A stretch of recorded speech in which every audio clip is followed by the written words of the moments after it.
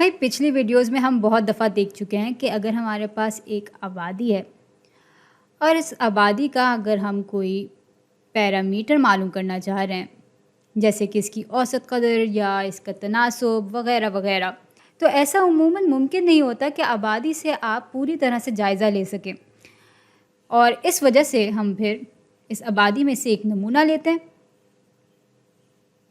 جس کا کوئی سائز ہوتا ہے، اور پھر ہم اس نمونے کا وہ پیرامیٹر معلوم کر لیتے ہیں، اور پھر اعداد و شمار یعنی اسٹیٹسٹکس کے ذریعے ہم اس نمونے کے پیرامیٹر کی مدد سے آبادی کے پیرامیٹر کا اندازہ لگا لیتے ہیں۔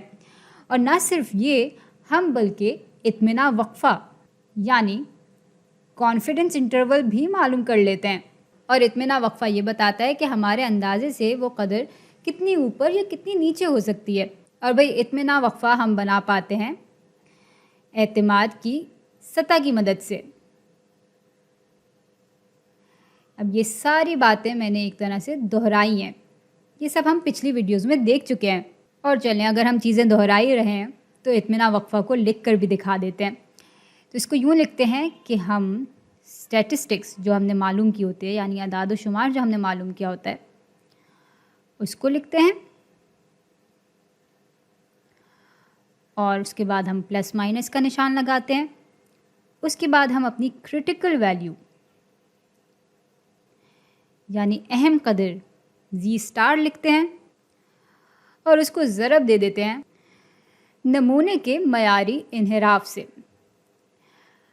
اچھا، یہ جو قدر ہوتی ہے وہ منحصر ہوتی ہے کہ ہم اوسط قدر سے کتنے اسٹینڈرڈ ڈیویشن اوپر یا نیچے جانا چاہتے ہیں۔ یہ بہت ہی کوئی افسردہ سی اسکرین لگ رہی ہے، تو اس کو میں ایک رنگ برنگے ڈبے میں ڈال دیتی ہوں،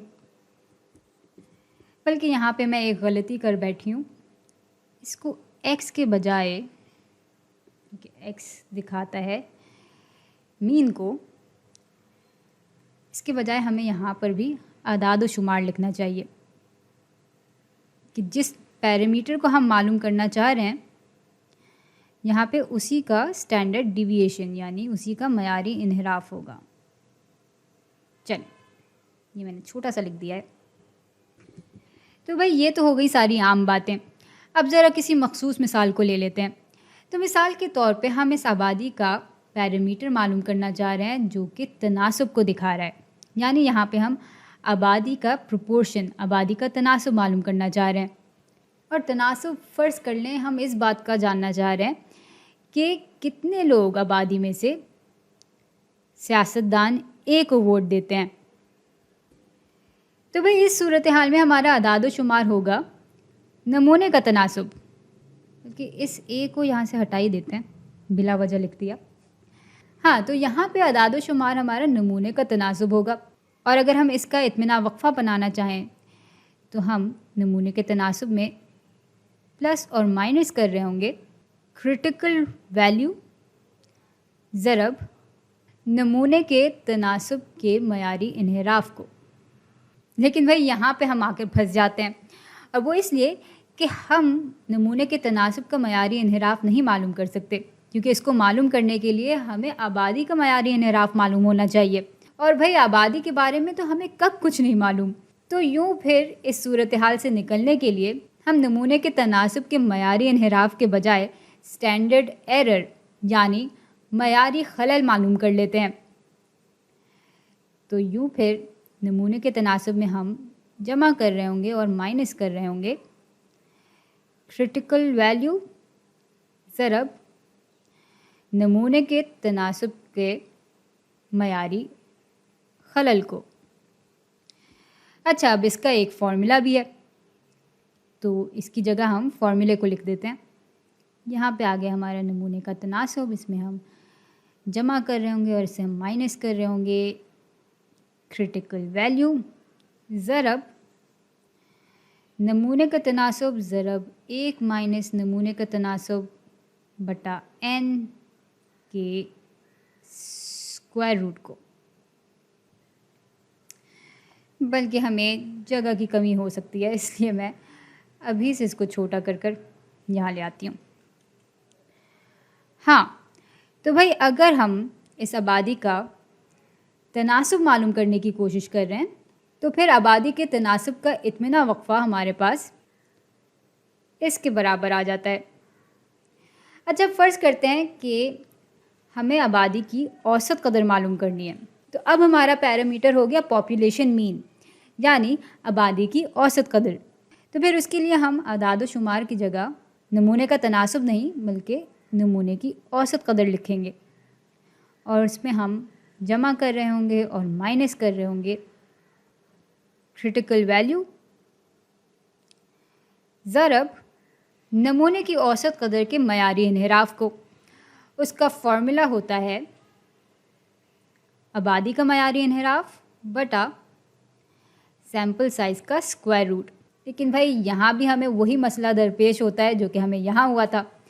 हमें आबादी के मयारी इन्हिराफ के बारे में कुछ नहीं मालूम, इसलिए यहाँ फिर हम कुछ और टोटका इस्तेमाल करते हैं और वो ये है कि हम अपने नमूने का ही स्टैंडर्ड डिविएशन ले लेते हैं। नमूने के मयारी इन्हिराफ को हम यूँ लिख लेते हैं और फिर इसको हम तकसीम कर देते हैं नमूने के साइज़ के स्क्वायर रूट से। तो हम असल में इसका अंदाज़ा लगा रहे होते हैं नमूने के मयारी इन्हिराफ को लेकर।